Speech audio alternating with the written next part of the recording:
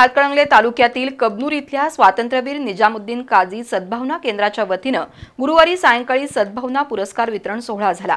या वर्षीचा सद्भावना पुरस्कार दैनिक लोकमतचे संपादक वसंत भोसले यांना देण्यात आला।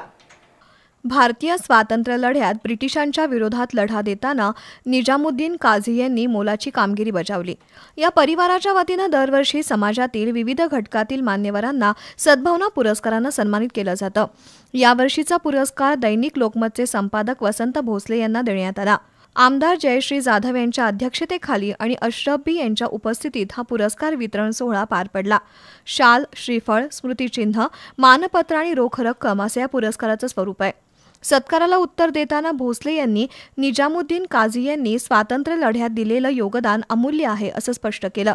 समाजातील वंचित, उपेक्षित घटकांना न्याय मिळाला तरच भारत खऱ्या अर्थानं महासत्ता होईल असं ते म्हणाले। यावेळी आमदार जयश्री जाधव यांचंही भाषण झालं। कार्यक्रमाला व्ही.बी. पाटील, रजनी मगदूम, आनंद माने, लालजी गुप्ता, प्राध्यापक राजीव प्रसाद, कौशल मिश्रा, पीटर चौधरी यांच्यासह मान्यवर उपस्थित होते।